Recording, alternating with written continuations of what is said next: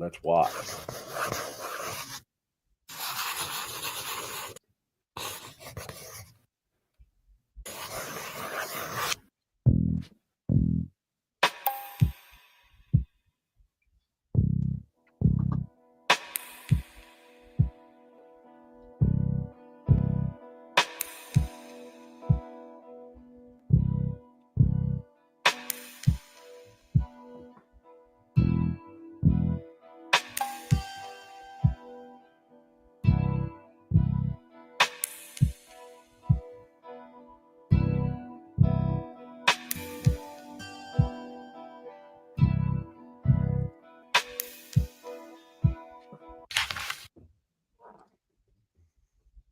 Rob, oh, I love this. Oh, I love this, ladies and gentlemen.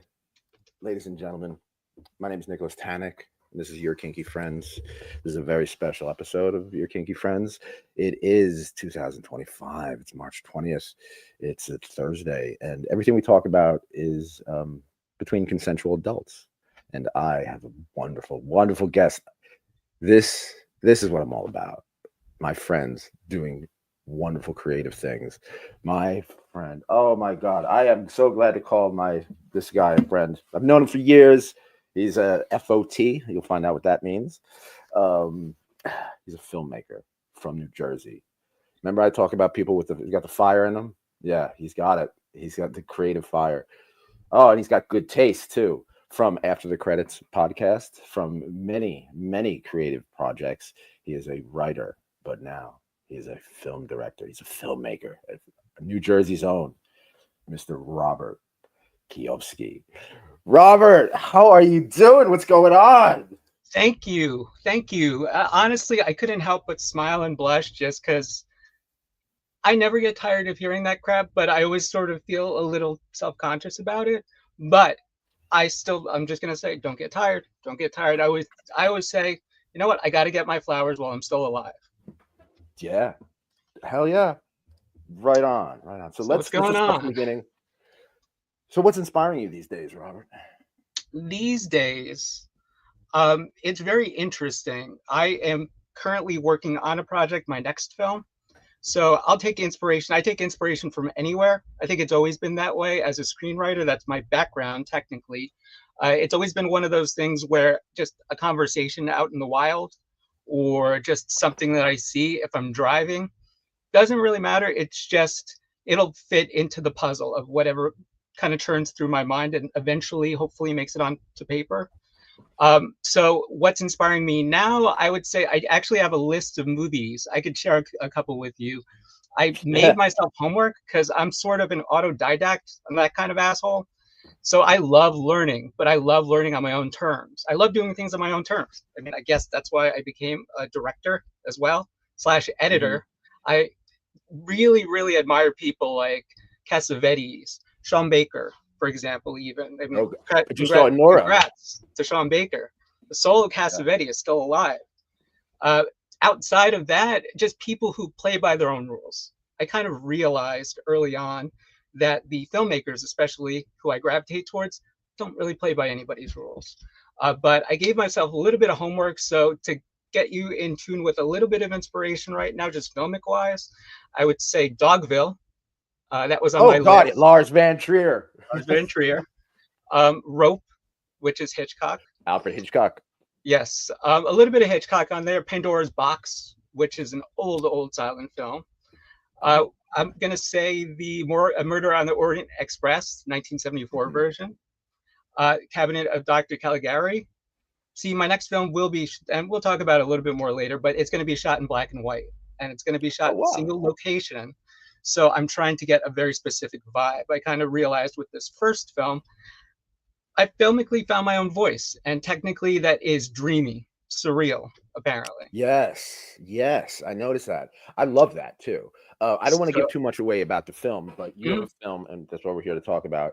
Ed, this is so cool. I gotta admit, I'm going to say this throughout the whole interview because I've known you for years, and we've shared writing, we've talked all this stuff. To finally see you like have a film, oh my God, this is inspiring, people. Seriously, everyone watching, listen to this. Like, this is learn from this. Drawn into a corner. What's it about? Yes. A long story short, it's about a music video director. He's creating storyboard, and he's about 2 days, I think about a weekend away from principal photography starting, and he doesn't know how to end this whole music video that he's going to be directing, that he's currently storyboarding. It's driving him mad. So at some point, his own creations actually visit him in real life, and it goes from there, basically to confront him. A shit or get off the pot scenario. Yes, definitely. So, how did it develop from a concept to a film? I think of films constantly. I used to love, the Cable Guy and stuff like that. I used to think I could have my own movie studio. So all the time I was just thinking of films.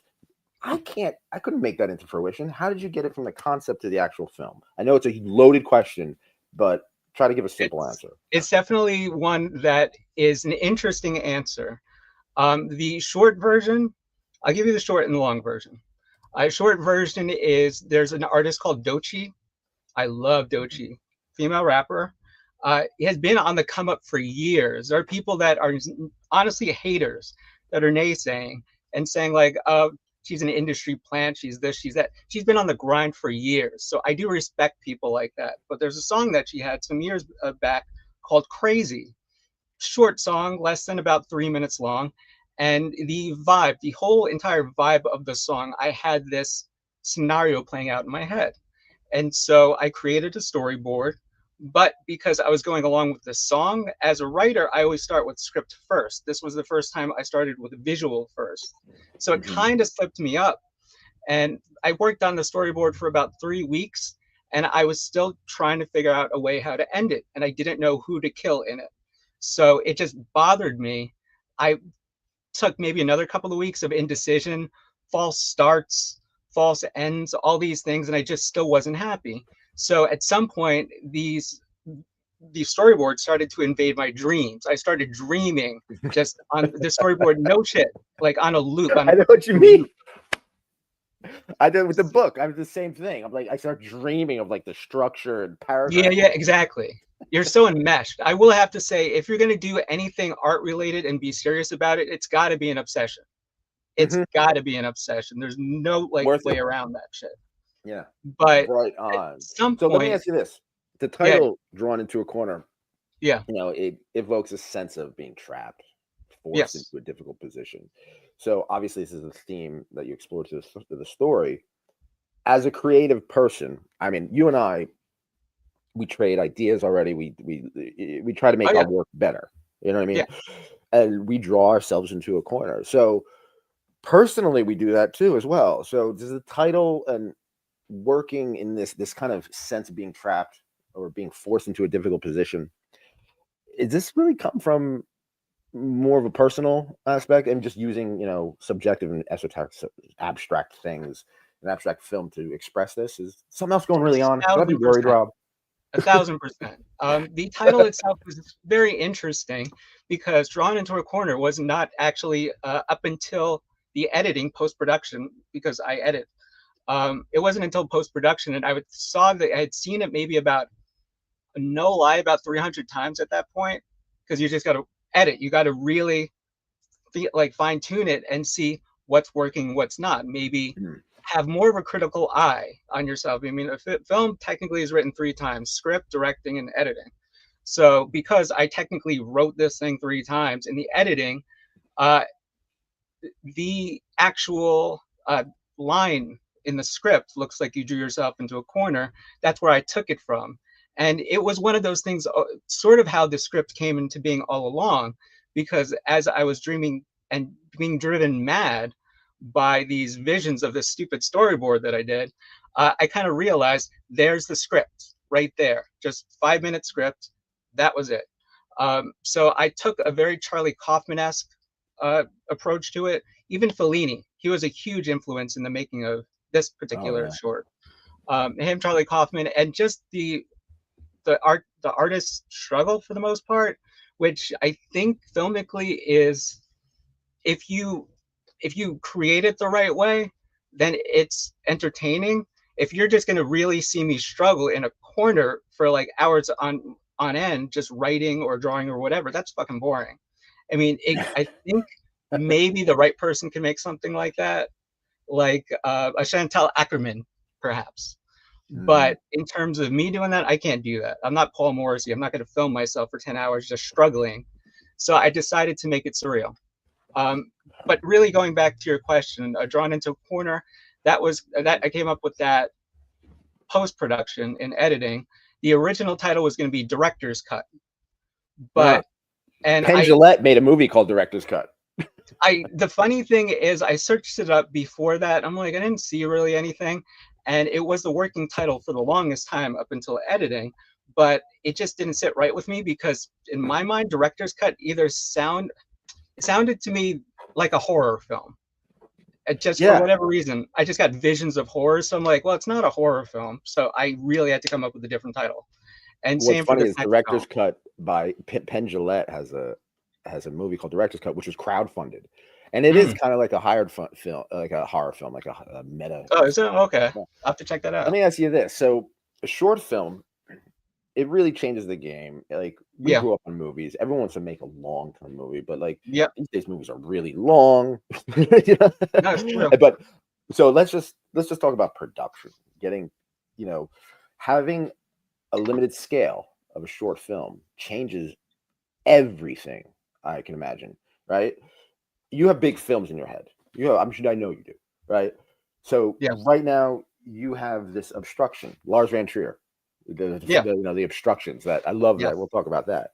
Yes. So right, having a short film, you have obstructions, budget, time length. What are some other obstructions that you have that limits you? Basically, I would say almost everything. Budget, this is a self-funded project. I did have get help from my mother, bless her heart. She definitely wanted to help out, so she actually helped out with me affording the permits because we had to film in certain spots where you need a permit, like Metuchen, for example. Shout out to Metuchen News. You guys were great.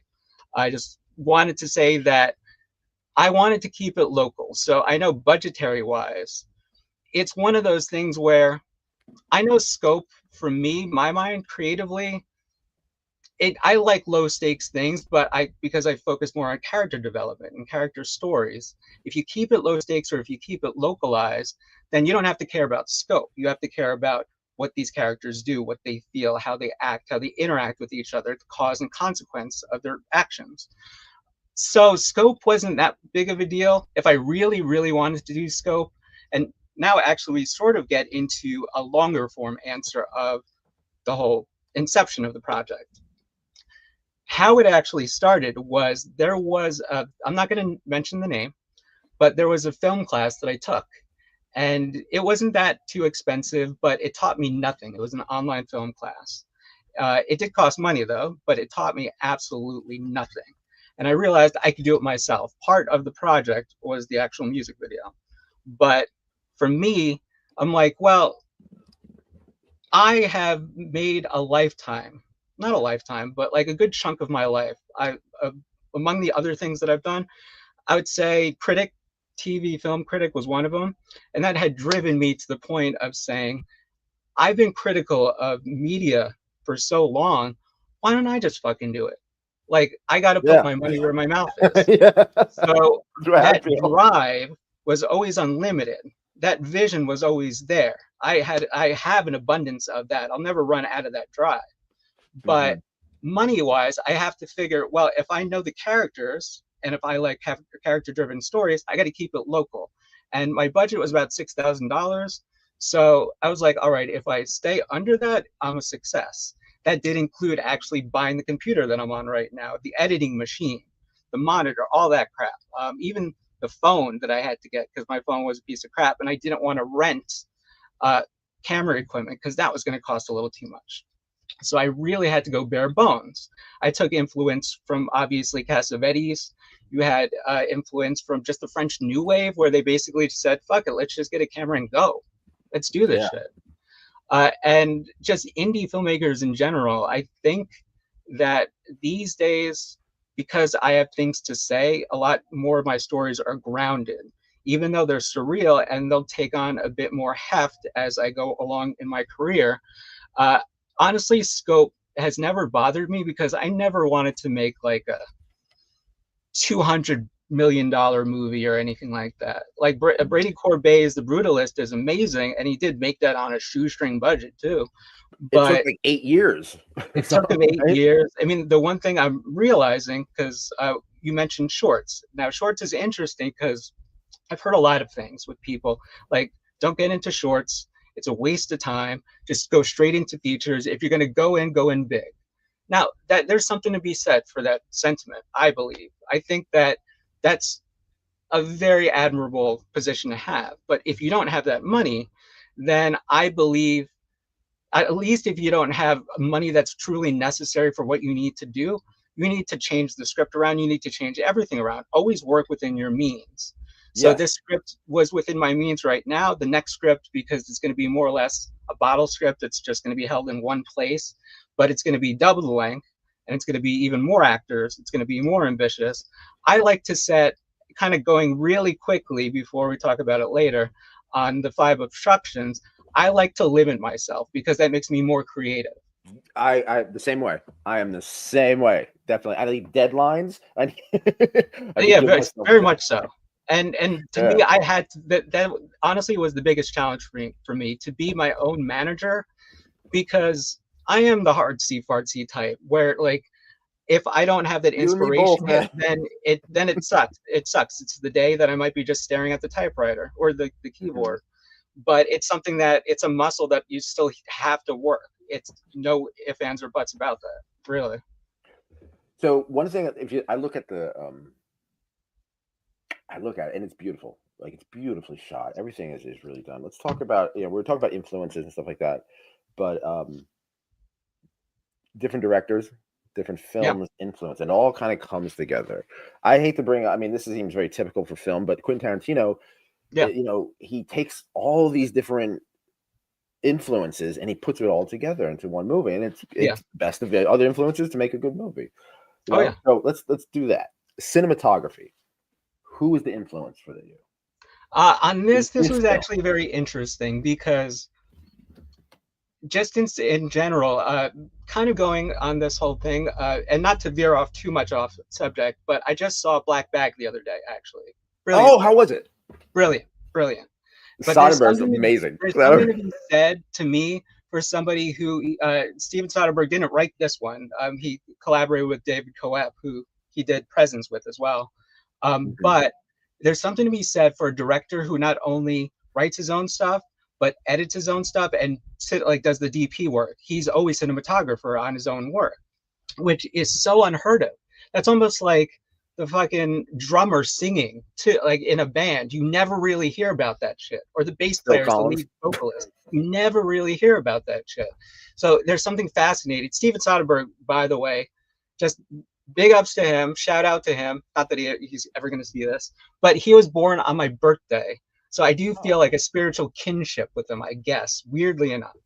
But oddly enough, so was fucking Benedict Arnold, born on my birthday too. So, but so was LL Cool J and Slick Yeah. Rick and Dave Grohl and Patricia Morrison. But anyway, sorry, Now, what about, totally got yeah, off track. then now the pacing. What was the For question? example, like the Safdie brothers. The Safdie brothers, Yeah. Uncut Gems and Oh yeah. Good Time and all that stuff. The pacing is like it's so quick. Yeah. So I just watched Nora, Sean Yeah. Baker. Like Hmm. you're constant. You almost feel like you're doing coke with them. Yes. Yes. Very Right? much so. The pacing in this, because it is a short film, but it's also this very ominous. Mm. Like you said, it's abstract, it's ominous, there's the psychological aspect to it, but there's a pacing to it. You Yeah. want to know what's going to happen. So who influenced you for this film when it came to pacing? Okay. It's going to be kind of a longer answer because I do want to finish up with the cinematography thing, because there's a Oh, very okay. specific answer to that too. Cinematography, I would say the first half of this is just any influence that I have. Now, I'm a very visual person. I have a background, just in education, with graphic design. I was taught graphic design years and years and years ago.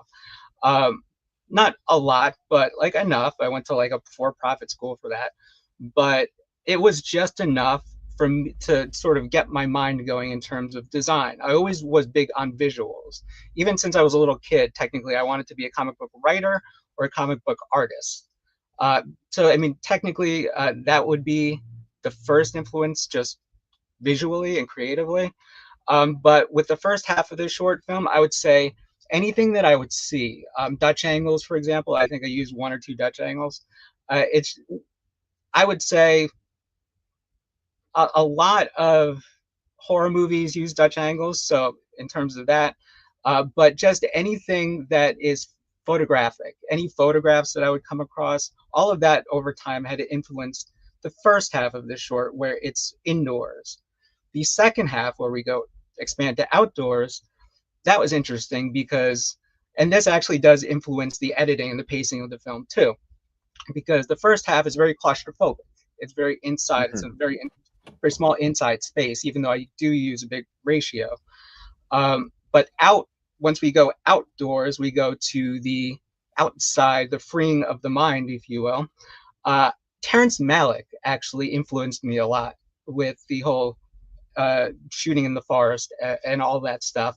I was listening to a podcast, and they were talking about the Thin Red Line, and they're talking about just the way he films things. He just goes on set, and whatever sort of comes to his mind, whatever floats his boat that moment, he will go towards, which makes him very enervating to a lot of people that he's worked with. They're like, I think Christopher Plummer even said, I'll never work with him again or something like that, just because he's so on the fly. And I think I wanted to experiment with that. Let's talk about Terrence Malick for a second. Yeah. I have a love of filmmakers and of doing, something out of the ordinary. Everything from John Waters to Harmony Korine. You know what I mean? So I love it. I love it. Love it. Now, can you watch it though? That's the thing. Oh yeah, totally. There are certain things that because it's such a unique film. Look at Terrence Malick films. I like The Thin Red Line a lot. Adrian Brody was talking about how he trained so much, and it sounds so heartbreaking. Totally got written out of the movie. He was the main character. Yeah. And I loved him in that movie too. I wanted to see more of him. That story always makes me cry. It's so, and he didn't find out, I think, until he went to the premiere. I think that was the thing.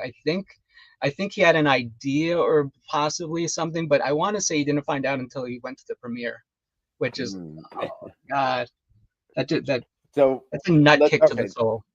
Let's move it on. Short films are concise yet impactful. So, how would you shape the protagonist's development with such a because you only have 10-15 minutes, something like that? You have to tell a whole the script itself was 5 pages. If you go on the basic principle, which is kind of like tenuous these days, of a page equals a minute, basically 5 minutes. This is a 7-minute thing, but if you're talking about like how do I fit so much in one little thing, basically, I like movies of all sorts. Harmony Korine, for example. I do believe that the movies that, and there's I'm trying to think, like the only movie I could really think of right now that truly has a plot, which is actually becoming, I'm really warming on it, is Mr. Nobody. I think, is that the one? I love that. That was great. I know, I love that film. But when I first saw it, trying to figure out the Werner Herzog nun jumping out of the nun thing. when I first saw it though, it felt like 2 different movies, but I think that's part of its appeal. But also I think he tried to go too commercial. And the thing is that when he doesn't really have plots, he just goes for the raw emotionality of the scene and what's in the frame itself. That's when he works best. For me, even though I like films like that, I know that I don't think I would be comfortable doing a film like that just because it feels disingenuous. My whole thing is tell a story for like first, second, third acts, beginning, middle, end. Now with an ending, I'm not the biggest fan of populist films when it comes to we need to have everything wrapped up neatly with a nice little pretty bow in the third act, because that's not a reflection of real life. And I realize that cinema for some people is escapism, but like the Safdie brothers, for example, it's kind of like the story goes on once the credits roll. and that's what I Oh want yeah. my stuff to be. I was thinking Almost about it with Nora. After yeah, Nora's ending, I'm like, what happens to her? yeah. You know, it's like, No, I will say the ending. I tell anybody that I talk to about that movie now, that was one of the rare movies that once the credits rolled, like my heart was fucking pounding out of my chest. It was yes. just like, what the fuck did I just see? And I want more of it. And as someone who interviews kinky people all the time, sex workers specifically, all Oh around the yeah, world, um, there's a lot of mixed emotions regarding it. It's very triggering yeah. for many people. There's I don't know. I've gotten a lot of mixed feedback, but Oh yeah, I can imagine. it's definitely an effective movie. Let's put it that Yeah, way. So I want to talk about the challenges of getting producing. So you write the script, you have the script, you get the money. Now you got to get people. How yeah. did you cast this thing? The interesting thing is that, again, without the film class that I took telling me like how you really go up and beyond and do that sort of stuff, I looked on forums. First thing I just looked on forums. I'd see how do you actually cast something if it's a low budget or no budget, as this would be, film. And the first thing that I saw was just call acting schools. So I called a whole bunch of acting schools, emailed a whole bunch of acting schools to see if there was anybody who would be willing to work in a student short film for the most part.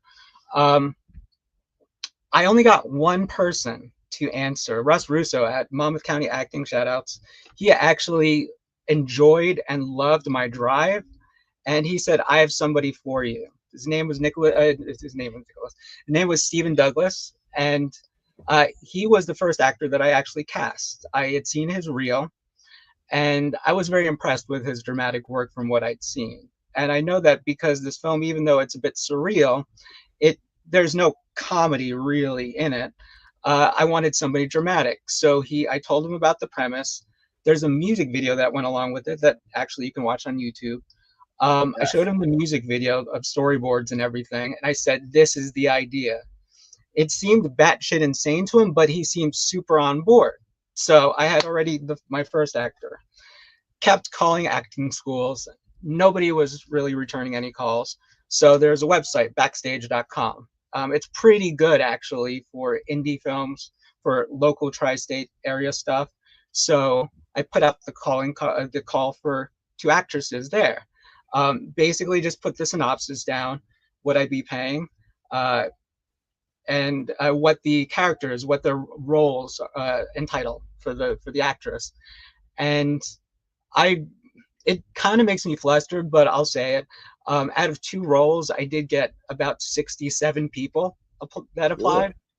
Yes. The interesting thing is I didn't go through each and every one and audition them. I auditioned maybe like 11, I think, or 12. Because I did want to be very specific. I don't have a casting director because I don't have the money Yeah. to do that. But I also know, as the writer and director, No, you I want. want who I want to play these positions, these roles. So I went for the second person who I thought would be a perfect Pepe, who's one of my characters, uh, played by the incomparable Casey Alexandra. She had a fervor for this film. I can't Yeah. even believe. She's like, You I could totally tell. believe in your vision. I totally see where you're going with this. I believe she's done horror films before, and she was nominated, or I believe won best actress last year at a horror festival. But I mean, I wasn't going for like, oh, you're getting awards and everything. I was going for, you see where I'm going with this, you like where I'm going with this, and you're open for whatever.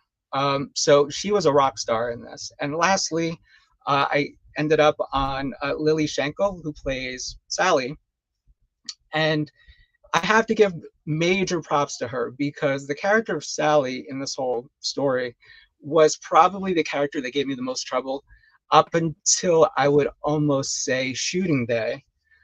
She, Sally, was always going to be an interesting character for me, and yeah, she was a rock star and just going with whatever I had to. I think the most important part is the actors have to trust you and you have to trust the actors. We started, once I cast them, we started rehearsals. We had done rehearsals for about a month and a half, I would say.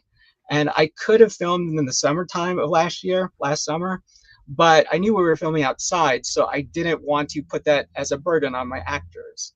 I do know the horror stories. I'm very familiar with them, of directors abusing a cast on set, especially the 70s directors that, like, you have your William Friedkin, for example. Love William William Friedkin, Freakin. Oh my but god. Oh, he was Kubrick. a madman. Woody Allen. Yes, Woody Allen. But I do not want to be Second that Paul. person. So yeah, I told my actors from the rip, off the rip. I said, you know what? If I'm an asshole on set, fucking call me out on it. That's the thing. If I think I could do something better, I'll do it better. But if you think that it's better the way you want to do it, I want to hear it. It's a collaborative effort, and that's the one thing I realized with this. It's my first time really working with a team of people outside of being an assistant manager at a Spirit Halloween some like 20 years ago. So it was an interesting, I kind of realized that the beauty and the creativity that comes out in pre-production of making the actual product is fun because no limitations for the most part, but I have the most fun when I actually step on set, when it's go time and when I have nothing to lose. Oh And yeah. basically everything to lose too. I mean, your first film, you have nothing to lose because it's your first film, but you did, I mean, I did invest money into this too, but I like throwing myself into that fire, I guess, if that makes I any felt the sense. same way. I felt the same way with when I wrote the coolest way to kill yourself. Yes. I was totally obsessive, and it wasn't until, I mean, it's one thing to write. I love to write. I get into that mode where I'm just writing. I got that fire in me, right? Yeah. But it's not until like you see someone affected by it, you know what I mean, and that like, or you're when other people are involved and we're editing and like you like we're making it happen. You know what I mean? Yeah. That's the beauty of it. So okay, Oh yeah. let's go on. Now, so you got it filmed. Now you got to take it to a festival. What do you do? How do you get it? How do you get it seen by people? How do you find distributors and all that stuff? What's the next step? I can only answer some of that question. The festival route, I just looked up online the best way to take it to festivals. Film Freeway is one of those things where you have to be really picky and choosy about the festivals that you choose. But I did know that one of the bigger festivals that I wanted to do was the Garden State Film Festival, which I did get accepted into, which was awesome. Cross my fingers, like I didn't get accepted. But no, it was a blessing to actually get accepted into the Garden State Film Festival. I got accepted also that October when I wrapped up filming to a festival, an online festival called Visions of Madness, which it seemed, I saw them, I think they were advertised on Instagram, and I saw what they were about. And I'm like, okay, this is totally my style. It's basically a concept and a story born of madness. It's very dreamy. It's very weird. Maybe they'll like it. So they were the first festival to accept. And just I wasn't accepted to one festival, and I think that's just I was affected by it for like a day. It was a festival in Romania, but I mean, I think that just the festival way, it's just to do your homework and to research the festival. There's 2 more festivals that I submitted to. I should be knowing by July, the end of July, whether I got into them or not. But it's just picking and choosing the festival. With distribution, I'm not there yet.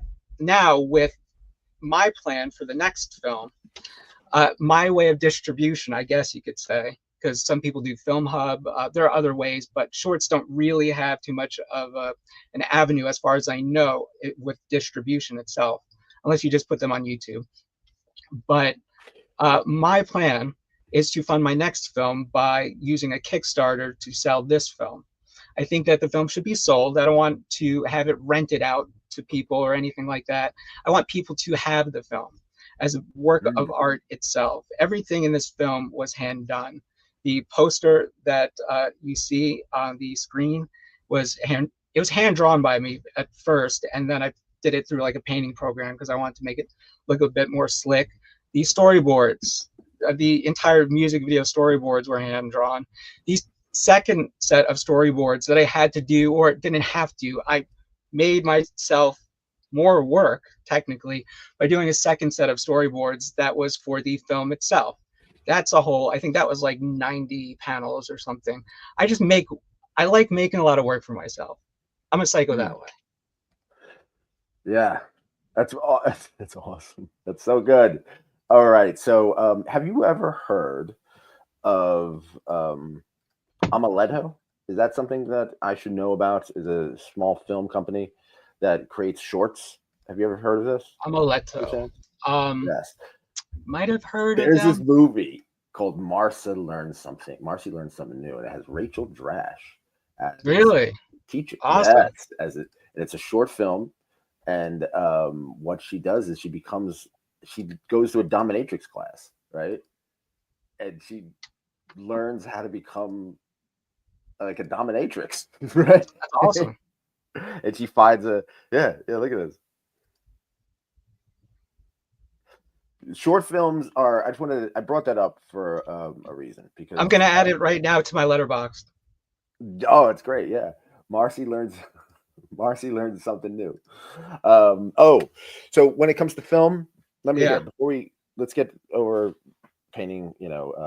Drawn into a corner. So as a Yeah. filmmaker, all right, what do you want audiences take from Drawn into a Corner? That's an interesting question. I got to think about that for a moment.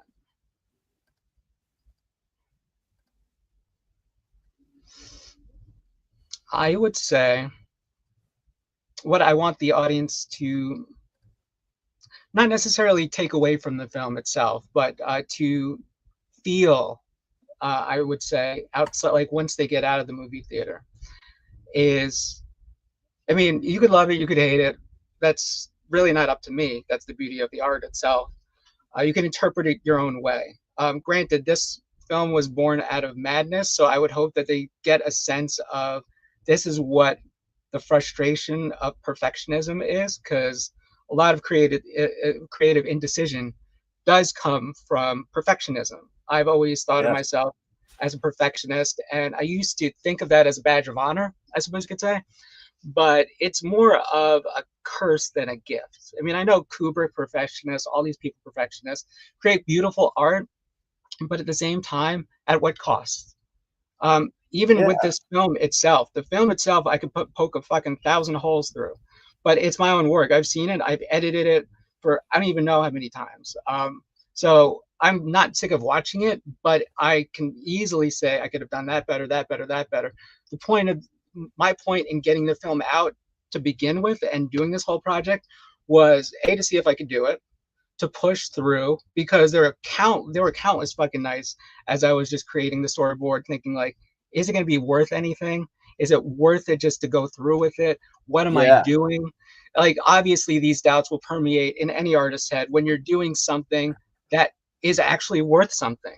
You're gonna have these doubts. And I wanted to get this film out because I wanted to see if I could do it, but also, even if it wasn't perfect, I wanted to let the imperfections be there on film. And I want to say, honestly, one of the most awesome people in the world, my friend Rebecca, has sort of taught me to, if it's imperfect, just let it go. Just let the Yes. imperfection be, because that's what makes it Imperfections beautiful to go. begin with. That's what makes it And unique. what I would like to say is that so the coolest way to kill yourself is a major narrative structure of it is me writing the book itself. I write about me writing the book, and a Yeah. lot of Your Kinky Friends is about me getting the inspiration to write anything at all. But the lack Yep. of inspiration is one of the loneliest Oh, feelings fuck yeah. that you could ever have. So one thing that I want to talk about is something and someone that is extremely inspiring to us. The Best Show with Tom Yes, yes, Scharpling. I yes. met you. You are an FOT, a friend of I am a Tom. friend of Tom. Correct, sir. Yes, I am a friend of Yeah. Tom too. Um, Let's talk about Tom. Let's talk about the okay. influence of The Best Show and your I personal life. Let's talk about that first. Let's start from there. okay. The funny thing is I've been trying to think about when the first time I heard the Best Show was. I cannot pinpoint an actual day, time, person who got me into it. I really don't remember. I might have been on a radio, honestly, just flipping the dial, or turning the dial. and just Right, ending up on 91 point. WFMU. I could have been. I really do not remember because I used to tune into WFMU a lot. I just didn't know that they were the coolest radio station back then. I just knew it was a radio station that played music that I wouldn't hear on any other radio station. Mm-hmm. And I, at some point, just got into the Best Show. And I think it was either, it might have been a MySpace group or it might have been a Facebook group. I was a member of the Best Show. It was a group, and they did a Secret Santa one year. And I don't know if they did it every year since then or before, but I remember doing it with one FOT. He was very awesome, Drennan. Drennan's pretty awesome. He's called into the show too. But no, at some point, just the Best Show got on my radar, and it was the funniest shit ever. Like the funniest shit. I kind of realized that if I watch stuff that people consider funny, I guess the mainstream considers funny, and I just don't laugh, it's not that I don't have a sense of humor or anything like that. I just like a very particular brand of comedy. And Tom literally figuratively scratches that itch every time I listen. I mean, Scharpling and Worcester, like I think our bond over music, Nick and I, at like just deep knowledge of movies and media itself, and just all things art. I think it's, if you're a friend of Tom, then it's a like-minded wave. Like you know that it's a cool ass person if you're an FOT. I cannot agree with you more. If I'm in a bad mood or anything like that, or if I'm not, if I'm just groggy, yeah. I'm going to work. You know what I mean? If I want to be in a good mood, if I want some mirth, some mayhem, and some music in my life, you know, I'll put on the Best Show, almost like something. I'll keep it on in the background sometimes. Sometimes I'll pay attention, listen, you know. But it's just the vibe, the energy. It just feels good to be around decent people. You know what I mean? Yeah. Decent, creative people who have a kind of sense of humor, who got that you know, that light inside them. Sorry, go on.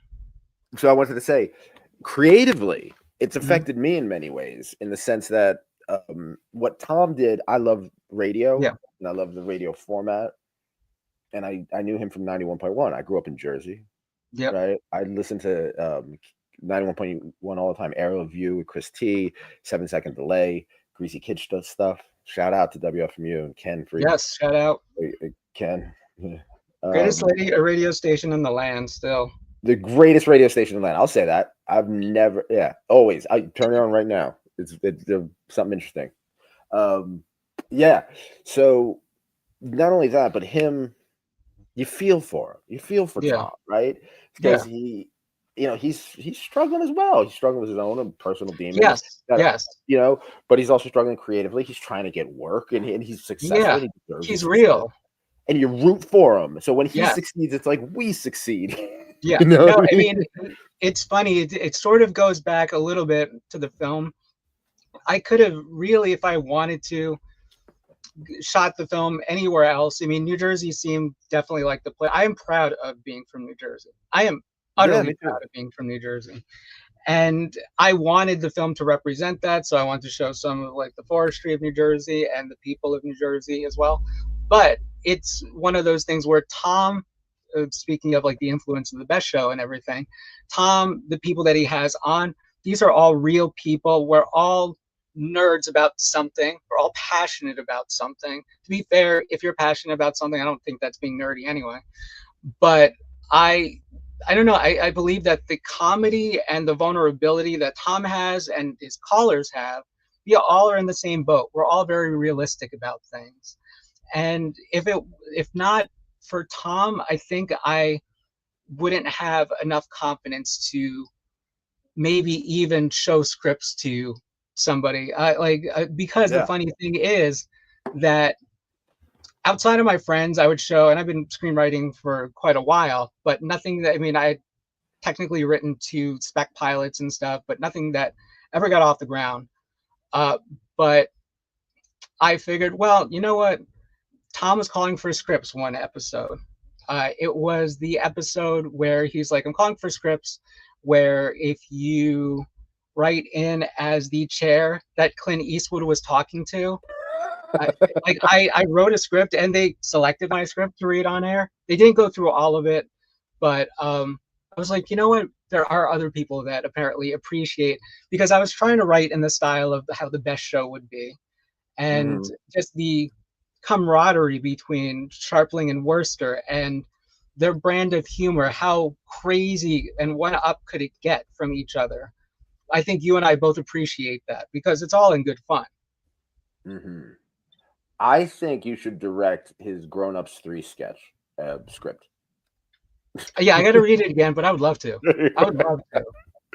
So, I um, I read too. I think he came out with a script like a little while after that called "Punched in the Nuts," I think it was called, yes, or yes, something. That was a pretty good script too. great. But He's an yeah, excellent writer, and his work on Difficult People and yes, What We Do in the Shadows, what we do in the shadows. Divorce, all that stuff is Yeah. Oh, even Adult Swim. He used to write for Adult Swim. you could tell Sharpling in his writing because I mean I love television and I love writing, so you could tell his voice Oh like yeah, in and I'm like, a that's a thousand percent. Tom Yeah. joke. It's a Sharpling joke. Yep. That's great. It says it's a signature of a great writer. You know what I mean? Mhm. So, um, one thing I influence of the best show and the creative. This show is inspired by the best show. I like having the loose atmosphere of people coming in of not just sex and kink and stuff like that, but music and comedy, Yeah. and people can come in and out. And friend of Nick, people are friends. You know what I mean? Yeah. It's that kind of energy that I kind of wanted to bring into kink. So I Oh, and you're oh, and killing it, also man. anybody who's a friend of Tom Sharpling or appreciates Tom Scharpling, please. I wrote a whole chapter Yes. in this book called "The Best Show with Tom Scharpling," best show on WFMU with Tom Scharpling, and it's all about on how one Scharpling and Worcester called. Oh my God, brought so much joy. Just brought so much joy into our lives. Lynn was very sick. I'm not going to go through the whole thing, but Lynn was very sick, and um, I was playing her Scharpling and Worcester call of John Worcester calling in as Marky Ramone, saying, trying to talk about his erotic novel. And then at the end, well, not the halfway through it, he has this big announcement where he announces that the Ramones are getting back together, but most of the people are dead. So it's just what Yeah. three drummers and a bass player. Yeah. So she didn't know this was a fake call. And Yeah.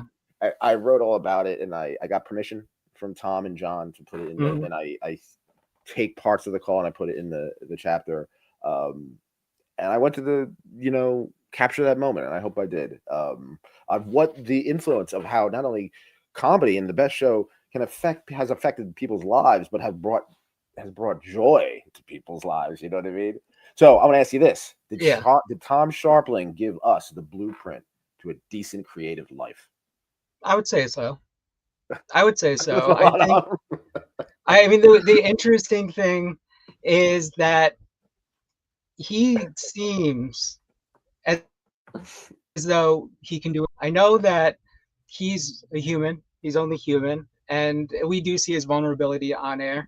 But I mean, a writer for a sports magazine, director, music video director, writer on TV shows. I am such in awe of Renaissance men, or people who just are polymaths. I mean, I don't want to say that I'm one, but I You do try play to be one. I music. tried to I be do one too. produce music. I do run a couple of ships here and there. And I think that filmmaking sort of was, oddly enough, something that I never thought I would do. Yeah, I wish sometimes I would be like, oh, I was born with a camera in my hand. I was never one of those people. Filmmaking found me kind of late in life. I'm a late bloomer. Technically, Now, always have been. what is your favorite Sharpling and Worcester call? I was thinking about. I was actually thinking about this because You there's can pick a so couple. many. You can't just pick I one. could tell. I could tell you. I'll to answer in two parts. There's Okay. one that I listen to the most, but it's not my favorite, and there's my favorite. The one I listen to the most is Kid eBay. Oh yeah. Kid eBay is probably I love. I could. It's evergreen in my mind. It just lives there rent free.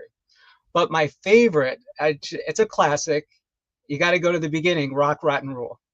Oh, of course. Rock Oh Rotten yeah. Rule, because it like this was very early on, so the callers really did not know that it was a At joke. all. Yeah. That was what was so brilliant about it. I mean, Madness invented ska. And David Bowie's Too Many Changes. Yeah, too many changes. Too many changes. Oh yeah. So for those who don't know, it's a radio show prank. Basically, he's a radio show host, and he has an author. He's an author, Ronald Thomas Clontel, and Yes, yes. he created a book called Rock, Rot, and Rule, which is the ultimate argument settler. And it's madness. He interviewed like 30 people or a couple hundred people in Indiana. In Kansas or something like that. So all he does is he goes through the book, and it just pisses people off. So people have to call in and be like, "What do you do?" Like, and get mad. So basically, he's trolling his own audience. Yeah, I mean the brilliance in it.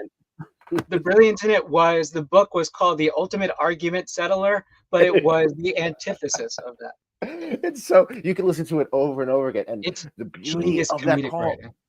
The beauty of that call is the attention to detail in the love of music. Yeah. Oh my God! I am an obsessive music head. I know the dumbest stuff about like the weirdest B-side of the most obscure band, right? No, and dude, that's why I love you. That's why I love you, man. Like that's the thing. It's that if we're really going to go for even shorter answer, it really comes down to the music for me. I mean, granted, I fucking love their comedy and everything. I love their fan base. But the knowledge of music and the types of music that everybody, all the fans like and Tom likes, it's not one specific genre. And I think that encompasses The Best Show and Friends of Tom. It's like we like a whole bunch of shit. And like outsider music. I mean, Friends of Tom are outsiders. We like weird stuff. And it's good to like that. It's kind of like I'm going to honestly take it to the point of saying, so it almost is kind of like the Blind Melon No Rain video. The Bumblebee girl, she finds some fucking bumblebees. It feels like that with the Friends of Tom. Yes, that's a good way to put it. I'm not sure how much he likes Blind Melon, but still, it's a good way to put it. I mean, I don't know how much I even like Blind Melon. One of the things I thought was really interesting. So when I was sick, I had a liver transplant, as you know, and I was out of my mind on drugs on purpose, medically, under vision, right? So the Best Show, I listen to the Best Show all the time. I like it. It's calming. It's relaxing. It's like, oh, there are decent people in the world. It makes you feel, it's better than the news, right? That's true. So all I thought, I was sick, and I was in Philly. I was in Penn Medicine in Philly. So, of course, my imagination isn't wild. I'm thinking, what if Philly Boy Roy was in the hospital wreaking havoc? So just imagine the different Best Show characters, causing fiction. I mean, causing, havoc in the thing. Yeah. So, all right, let's get back to movies. Bad movie pitches. All right. So Bill Burr was talking about how during COVID he was trying to pitch movies to studios just because he had their ear and they just needed time. So he like horrible things. One of the jokes that like was Schindler's Wrist. It's like it's a sequel to Schindler's List or something like that. So I started talking about like thinking about other weird stuff. What could possibly happen for movies that don't need sequels? Yeah, standalone. Clue is one of my favorite movies, right? Yeah. Clue. A lot of people die or they go to jail, but like I was thinking, like since Mrs. White, what if she like escapes and like goes to Cuba and like gets become a part of the Kennedy assassination or something like that? Or Pretty Woman. What if George Costanza in Pretty Woman, right? The guy, Jason Alexander. He probably like lives in Queens and has some horrible wife or something like that. I love that. I love those what ifs. Some kid who smokes crack, some daughter like is on the pole. So any ideas for movies? Did you want me to read me a couple of mine? Yes, please. Okay. To preface this really quickly, I think I went a little overboard. All right, go. This is my style, dude. Because I'm a writer, so I overthink shit.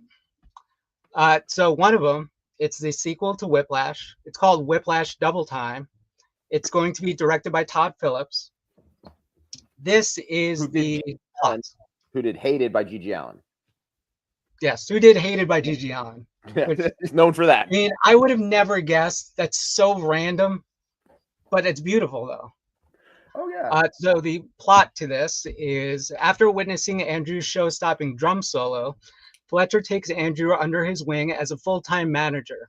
Thinking Americans are just too stupid to appreciate jazz, they fly to Paris to really do the work. They embrace the lifestyle with women and drugs, giving the audience very little music played in the end. That's that one. That's a good one. I love it. Right. The other one, I got a couple more. The next one is E.T. parenthetical W.O. So ET2, and it's made purposefully, the title itself, to be confusing, just because it's going to be a weird movie anyway. Directed by ET2. ET2. Directed by Harmony Korine. The plot: a sexagenarian Elliot has finally saved up enough to buy a ticket to ET's planet. Once he gets there, he's smacked with the reality that ETs are just livestock, and the life-changing encounter they had 60 years ago was akin to a cow getting loose. Now, a stranger in a strange land, and armed with zero closure and zero fucks, he's going to smuggle one of those fuckers out and sell him to the highest bidder on Earth if it's the last thing he does. Nice.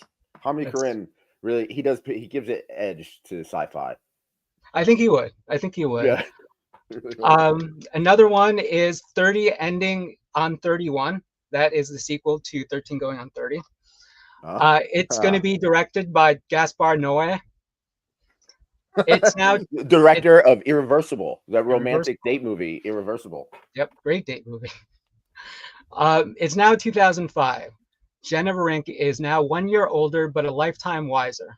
She realizes that fashion journalism really isn't where it's at with trucker hats, Uggs, and ironic tees, with them all the rage.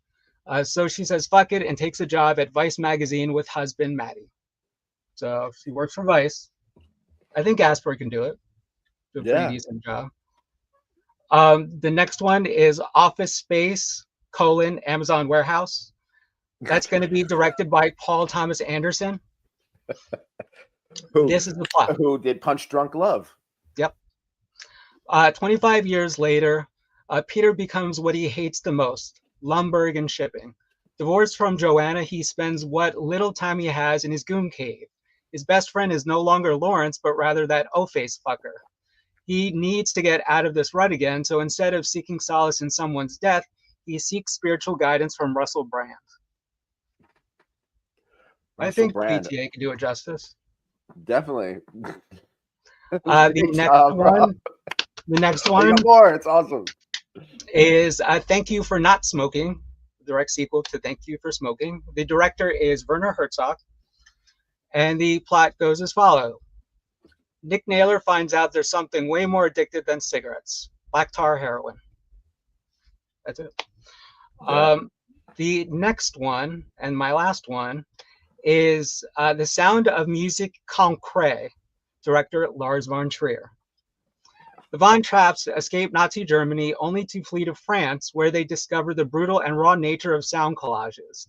Their early contributions to the genre will later influence the Beatles, Throbbing Gristle, and Public Enemy. Nice. Great job, Robert. Honestly, I took it to a psychotic level. Definitely. I love it. I'm all about whimsical creativity. All right.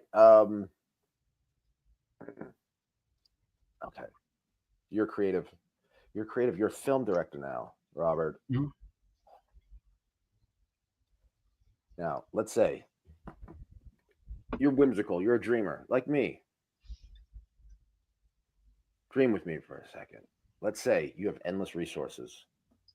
You can do anything you want with anybody you want, anywhere in the world. What is your ultimate creative fantasy? Oh, I take myself out for um, this one. yeah, I'm gonna have to think about that for a second.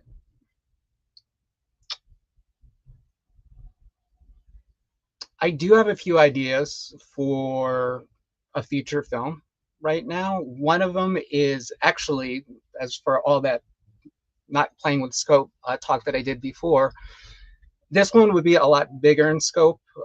It would deal with exactly what's going on politically today. As somebody who actually was born in El Salvador, I'm not going to take it political, but I do have feelings about this shit.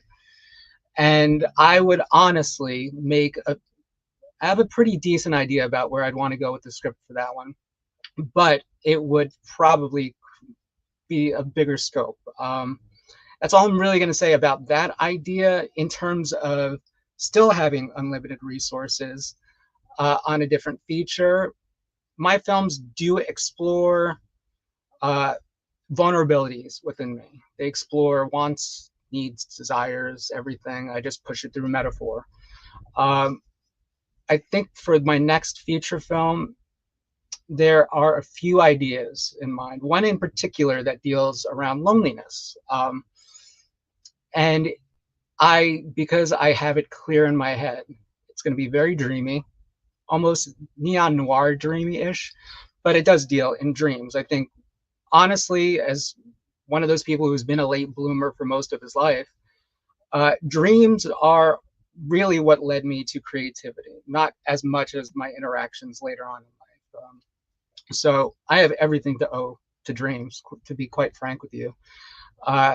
And the the subject matter that I would deal with of loneliness, I think, if I really wanted to be unlimited resources, would probably be globetrotting as well. I've always loved, like for Traveling. example, this last Italy. film. I went to Italy.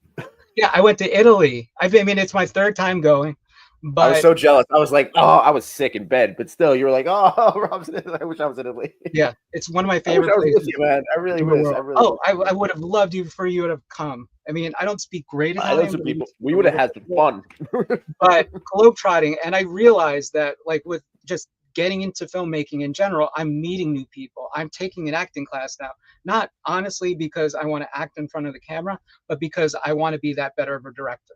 I want to improve myself that much more. And in doing these things, filmmaking has cracked me open. It's almost like an additional, I go to therapy, but it's like an additional therapy session just Oh, because. out of doubt. With writing, and just doing this show, Yeah. while I was sick, looking like Gollum, of Lord of the Rings, and just being like horrible, this show, talking with people, talking to beautiful people, right, who are healthy and kinky and wild, like that kept me going. I need to be creative. One of the, Yeah. like I said before, one of the loneliest things to ever feel is a lack of inspiration. You know what I mean? So, Oh yeah. okay. Movie word association. All right. We're going to do two kind of association word games. This is strictly movie, Okay. right? You say the first word or phrase that comes into your head. Okay. Okay. I'm going to say the first movie that comes to my head. So I don't know where I'm going with this either. Okay. We're on the same boat. Okay. We're on the Yeah. same crazy train. All right. First word or phrase that comes to your head. Okay. All right. Sallow or 120 Days of Sodom? Oppressive. A Serbian film. Can it be two words? Sure. Date night. Cannibal Holocaust. Groundbreaking. Good luck to you, Leo Grand. I don't know that one. I'll be honest. Oh, yeah. Look at that. It's about a sex worker. It's great. Yeah. Oh, Okay. nice. Okay. Let's go into some weird ones to see. These are some.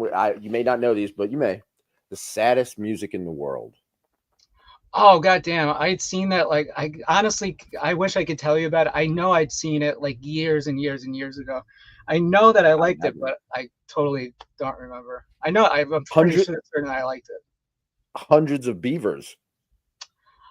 Inspiring. Yes. Yes. All right. Poor things.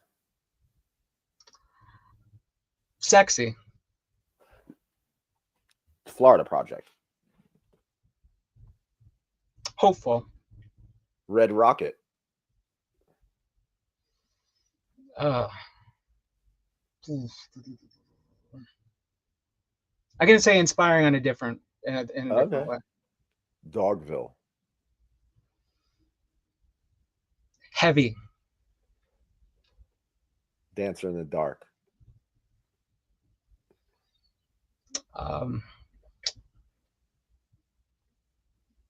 Dreamy. The Shining. Hollow. The French version, I don't know if you've seen this, Martyrs. Terrifying. Okay.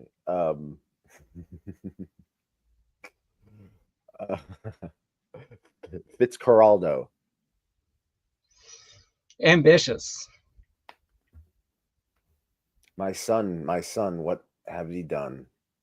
That sounds familiar, but I don't know. Werner Herzog.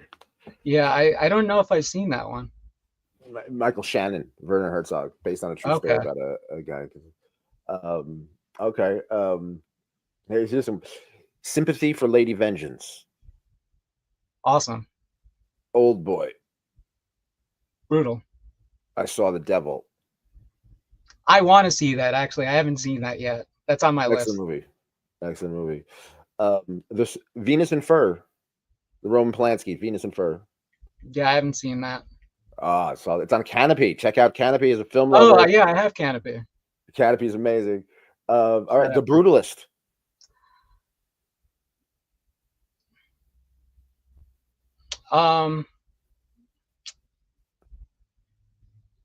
Yeah, I shouldn't overthink this. I'm gonna say Long, and I don't mean that in a bad way.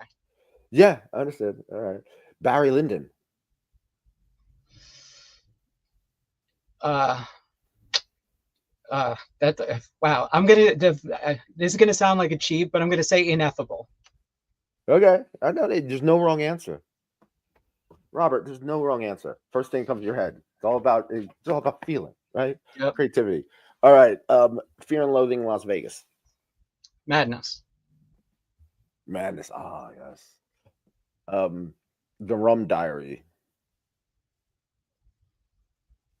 Another Hunter S. Thompson piece. Yeah. I'm trying to think.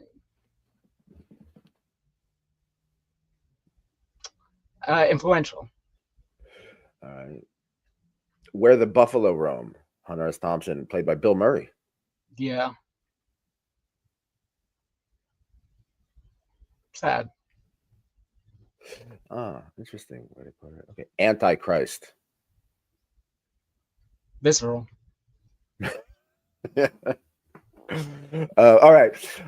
So Dogville versus Mandalay. Dogville. All right. Rapid fire recommendations. They don't have to be kink related. Recommend a song. They don't have to be the be all end all of who you are. Just something that's cool. I mean, it's funny because when we talk about music, that's one of those things where I have so many. I would say it still haunts me. I guess from the first time I've heard it, Teenage Kicks. Okay. Teenage Kicks is what's the band from the 70s? It's I forget. I know the song. I just don't remember the actual band name, but it was a 70s like punk band. Okay. Teenage Kicks. That's what. All right, so let's go on. Recommend a book.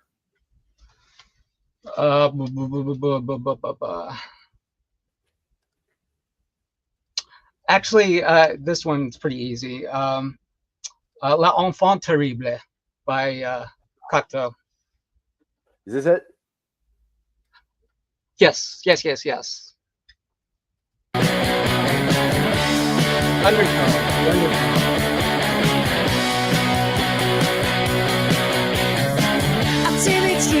So hard to beat.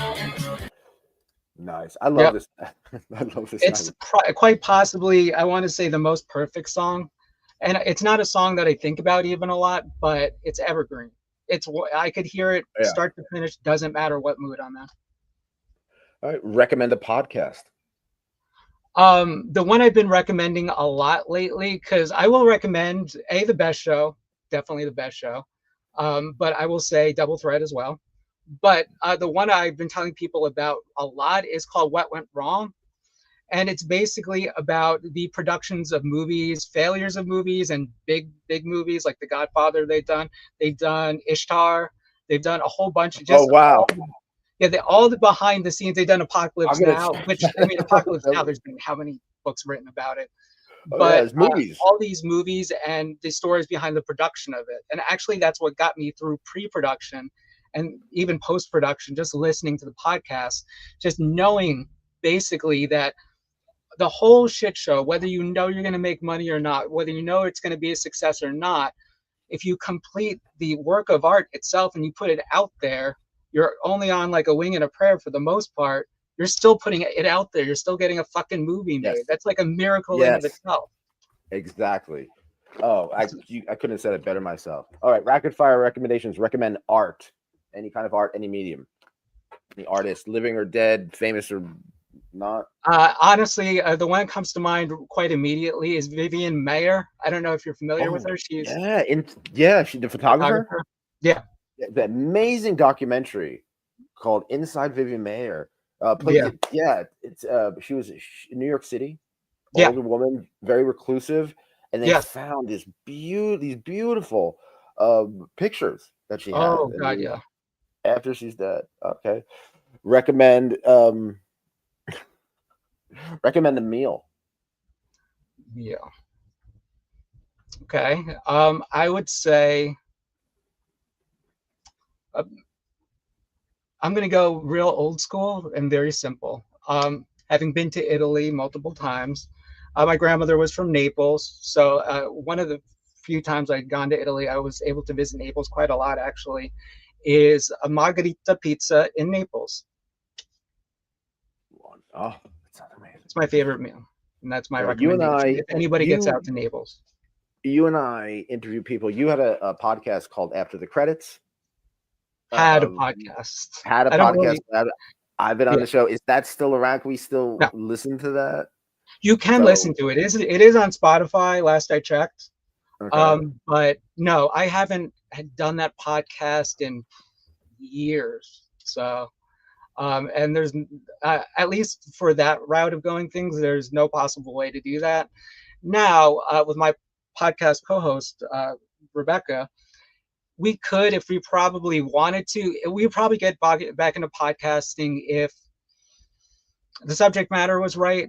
Part of Mhm. why I'm not doing a podcast about movies or even really writing like for the website that I write for sometimes, the workprint.com, which I'm still a writer there, but I don't do critiques anymore on movies or with film or TV or anything because I've decided, or once I decided to become a filmmaker and become a true artist, not that saying I can't critique other works or anything, but in a public forum, like on that sort of a website, I feel that there has to be a divorce of it.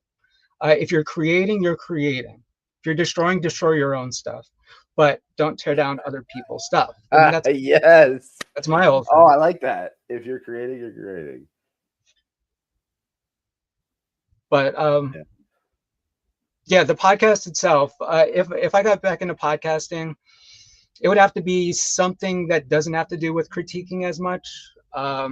A celebration of something. I don't know what that would be, but I would always want it. I always kind of wanted to do something about music. Music's been the artwork or the form of art that's contributed to all of my art the most is music. My mother was a music teacher. I grew up around music my entire life.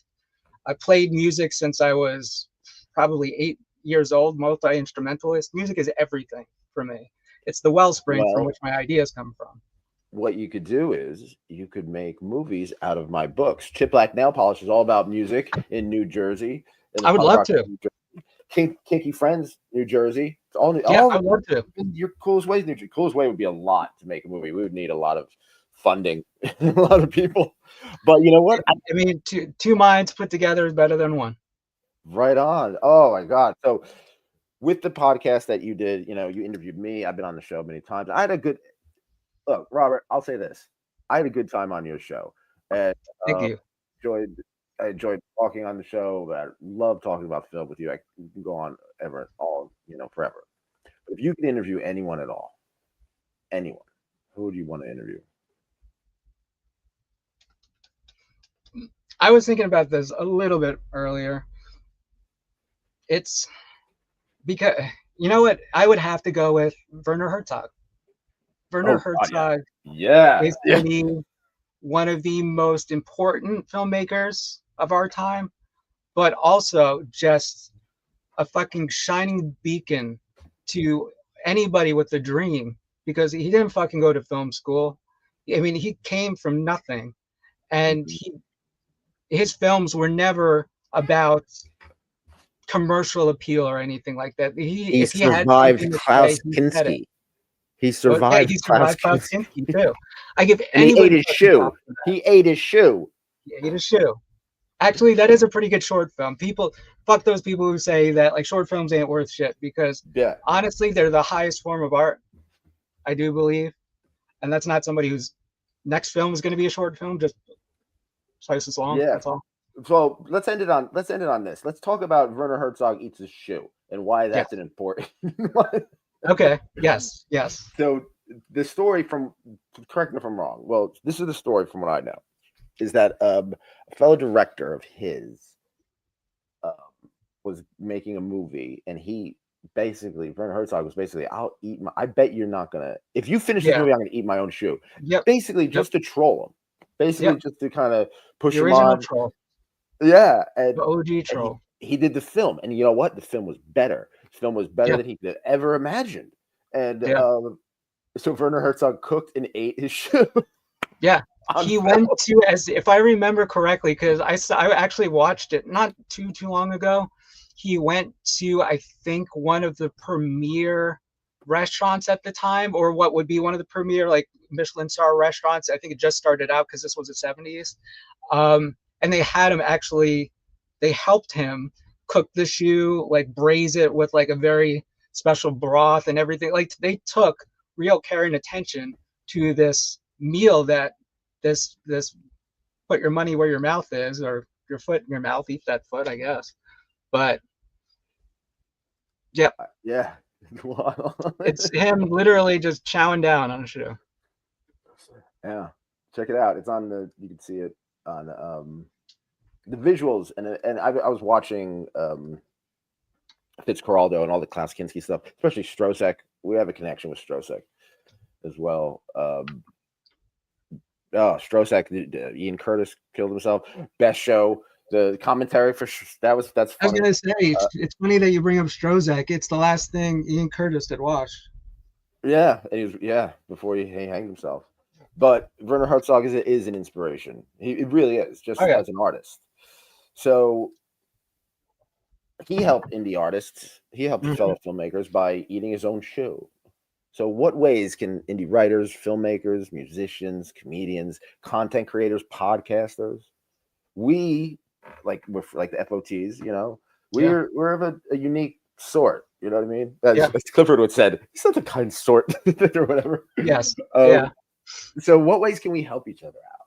What are some, because we can't use traditional ways. We can't use mainstream stuff. So what are some ways we can help each other out? The easiest way, it's going to sound a little basic, but hopefully I'll sort of articulate myself well enough, is, and I wasn't taught this, it's just something you have to go out and do, is network. Again, being a late bloomer, not always being the most social person, had really sort of made the transition into doing stuff like this, appearing on camera or going like forth and spreading the word about the film, or hopefully my talent, but just talking to people, meeting people, and realizing that it's not too scary to meet people, especially those in line with your vision. I think that's the way that localized artists can help. That's the thing. I mean, I see people fucking go on Facebook groups, stuff, and try to make a network from there, but it's still online. Not everybody will necessarily respond, but if you hold mixers, especially locally, you'll find that there are wicked more artists there. I live in the Central Jersey area. I did not know until I started going to a couple of mixers that there's a lot more people wanting to do the same thing that I'm doing. A lot more people with that drive that are hardcore about it, that actually see it through as what it is. We're doing it for the art first and foremost. I mean, I'm getting into filmmaking. I'm not necessarily in it for the money. So, yeah, I think that just us, a grassroots thing. I think grassroots things are popping up, especially in this climate, every Oh day. yeah. So I think we need to take those like-minded people, especially creative, and that's how we build it up. That's the only way you can build it up, in the flesh. That's beautiful. Absolutely beautiful. So we're all looking for, something. Where do you want your path to take you next? That's a deep question.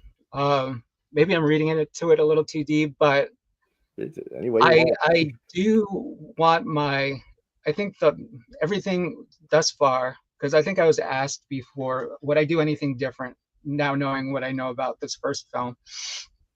And I said no, I wouldn't. And there's a part, like, of course I would do things different. I think everything, though, the reason I said it at the moment is because everything's in service to something better.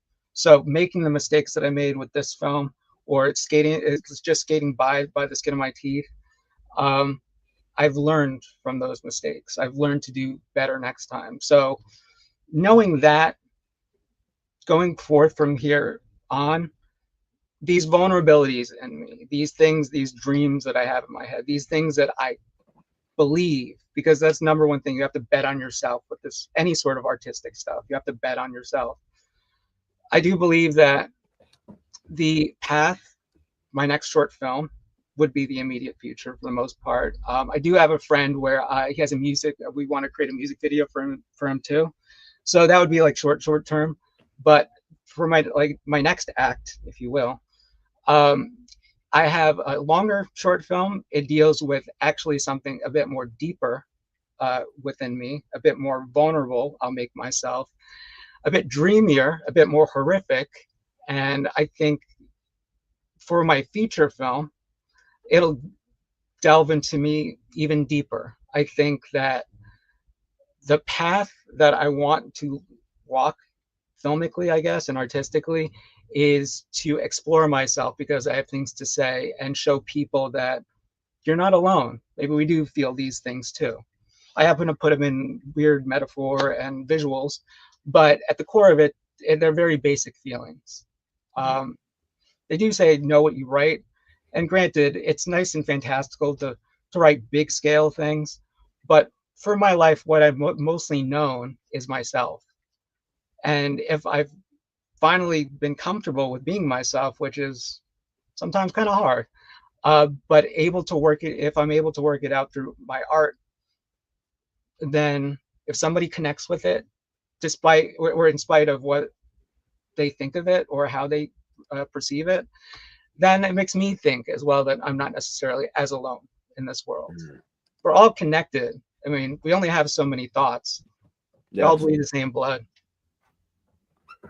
Stan Vladimir, he says one of my favorite parts of filmmaking are the special effects, specifically totally. practical effects. Yes. Mm-hmm. He also said 100%. Arcane, League of Legends. No, we're gonna end it. We're gonna end it anymore. We're gonna end it here, but I do want to say, Robert, the film looks great. It really is, and it's a great film. I'm all about the passion of creativity, and I understand. Like I was saying, like being uninspired is just crushingly lonely. You know what I mean? Oh yeah. So this film really taps into that, and not only that, looks great. The trees. I was just looking at the trees. I was like, he made the forest look cool as could be. It's awesome. And New Jersey, the guarded state, is. I mean, anybody who lived in Jersey knows Jersey. The forest and the woods. It play it's a character. It is. Technically, that's what I wanted, and I'm glad that went. I mean, if it can't just be about the actor, I believe that the space that you're in is a character as well. Whatever space I'm thrilled for you, and I'm glad to see that you yeah, this all came to fruition. It's been years. I mean, we've been talking about making Yeah. films and doing stuff Yeah. like that, Yeah. and you do it. I'm so glad to see my That friends makes me like smile. That shining. really that Great. touches me, man. So let's leave it at this. All right, fill in the blank. Life is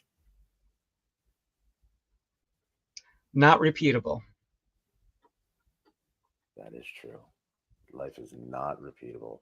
So how can people get in touch with you? How can people see your film?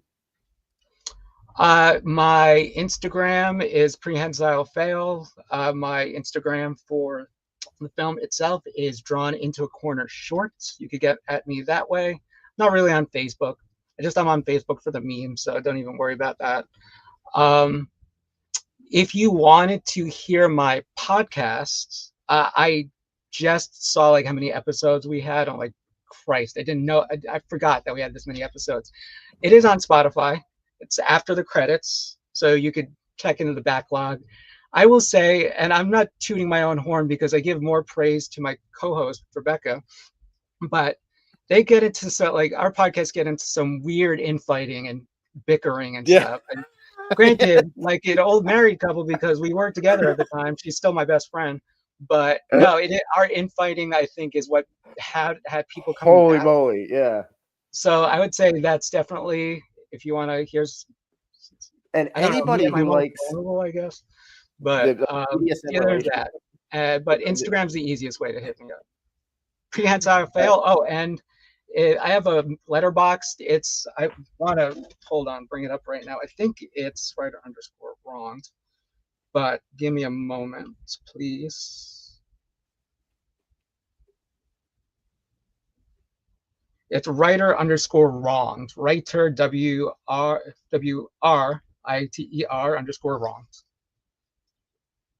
Okay. All right, please, everybody, go support indie film, support short films. Please, yeah, please. I mean, what Sean Seriously. Baker said on the stage of the Oscars could not have rung more true these days. I mean, film itself is in a very, very, very vulnerable position. Speaking of vulnerability, and we need to support independent film that much more because there's so much more creativity out there than what big Hollywood is pushing. I love a good Hollywood movie, that's fine, but they're not going to give people like me chances. And granted, if people like me don't take the dreams that are in our brain and put them to celluloid or digital film, then we look at that, we look at all the big places, and those dreams die. So you support an independent filmmaker, you keep those dreams alive. Keep that dream alive, everybody. Please support independent film, support writers, support artists, support filmmakers, editors, and actors. I need editors. If you need editors, hit me up. Yeah. Yeah, because this is all like, it is what it is. There's no, but we need clips and stuff like that. Anyway, a whole bunch of things. Let's make some films. Go out there, get inspired, make films. Yeah. 100%. Support Your Kinky Friends. Check me out on Spotify, YKF, Your Kinky Friends. Please subscribe. I put stuff that you can't get on YouTube there. It's extremely cheap. And you're supporting a good cause. Check out my weekend show, YKF Weekends. Mistress Claudia and a whole bunch of other people come in. We have some great stuff. Check out the Lauren Petrie interview I did. She worked at the morgue as an autopsy assistant. Yeah, I was watching that interview. It was very entertaining. That's a wild interview. Shout out to her. That's what she's writing. That would make an excellent movie too. Wow. Oh yeah, 100%. Yeah. I can't wait for this new wave of creativity. Oh, it's we coming. have an obstruction. We have obstructions ahead of us. So let's get creating. Right? Yes, 100%. Robert, thank you so much for being here. Take care, everybody. Read and read a book. Support independent creativity. Yes, Your Kinky Friends. Percent for last yourself. It's gonna the weekend's here. It's gonna be a great weekend. Be cool. Yeah. Be kind. Keep an open mind. Take care, everybody. Peace. Love you. Love all, man.